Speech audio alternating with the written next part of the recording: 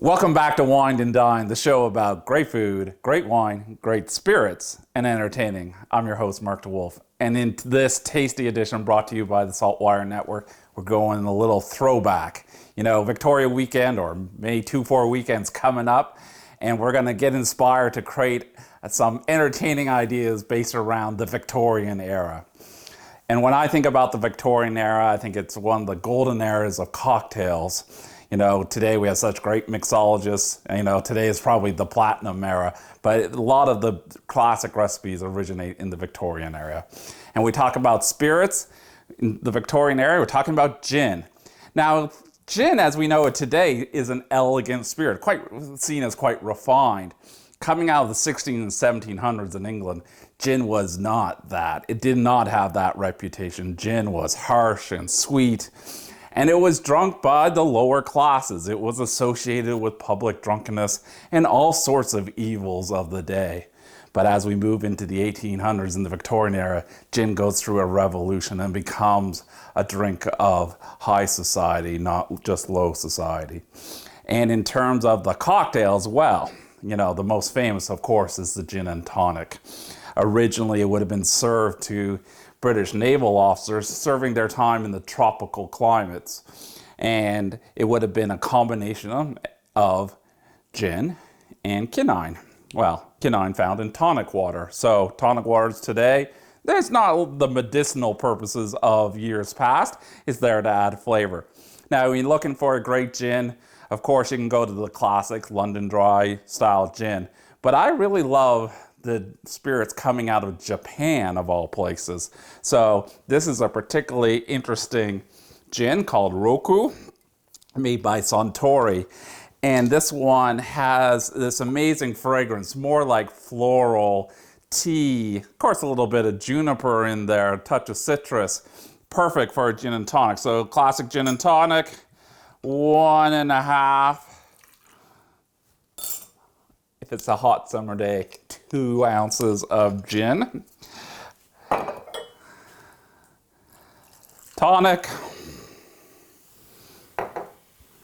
Wedge of lime. You're done. Now, if you also go back to the Victorian era, they did enjoy wine. Now, wine of that day in England, it's not exactly what they're drinking today. Now, they did love their Bordeaux, for sure. But a lot of the other famous wines of the day were fortified wine styles. Fortified meaning wine that had spirit added to them to make them preserve the journey across the waters. So port being one of those classic wine styles. And for me, whenever I'm in Portugal, one of my favorite drinks is a white port and tonic. And I can't describe to you how much this is a delicious variation on the gin and tonic. And with such a rich British history in the Douro, I mean, a lot of the producer names still have are associated with old British families. This one is Croft. I picked this up at Bishop's Cellar.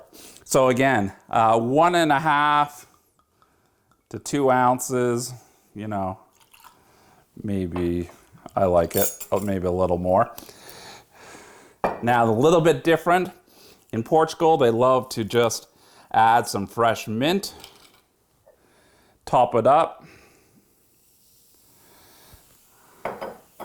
squeeze of lime, put a couple lime wedges in there, and you have, I can't tell you how satisfying a Victorian era inspired cocktail that is.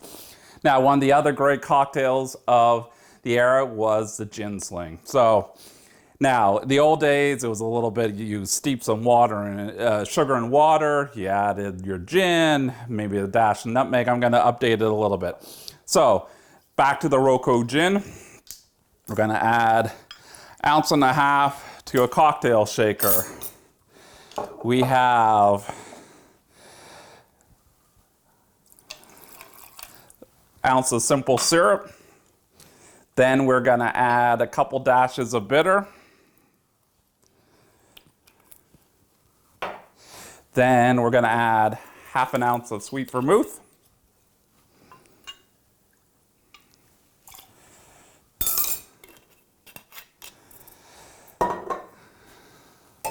Shake that up.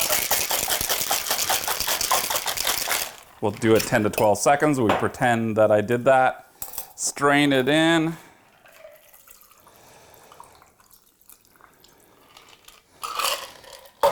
And there we have a modern version of the gin sling. Come back and we're gonna make a little bit of appetizers for Victoria Day celebrations. So now I've got my white port and tonic in hand. I'm gonna make some finger food for Victoria Day celebrations. Of course, you know, you can get inspired by high tea, low tea. If you're gonna make a sweet tray, think of things like lemon tarts, strawberry tartlets, pound cake, gingerbread, cut them up nice and small, nice and fine. But for me, I like a little more savory, so I'm gonna make finger sandwiches, of course. So let's start with some chicken into our bowl. Next, we're going to add some mayonnaise. The amounts are gonna be at the end of this video. A little bit of honey just to balance it all out. A little bit of curry powder, about 2 tablespoon.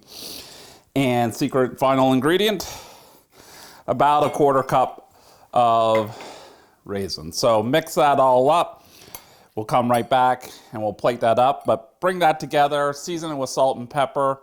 Then you'll place it on some triangles of raisin bread. And then for another little simple sandwich that's really delicious, shallot, about 1 shallot, finely diced, a couple teaspoons of capers, a little bit of freshly chopped dill, mix that up. Now we're going to take a little bit of smoked salmon, top it with a cucumber that we've kind of thinly sliced on a mandolin, but just using a knife too works. Top it off with a little bit of our makeshift, let's call it salsa. I don't know what we're calling it. We'll garnish it with a little dill. Come right back, we'll have it all plated up, and we'll talk about what's going on next week. Okay, so I've got my gin and tonic in hand. I've got my finger sandwiches made, all prepared for Victoria Day weekend. So have a great weekend. Come back next week and join me on Wine and Dine. You'll find the recipes at the end of this video.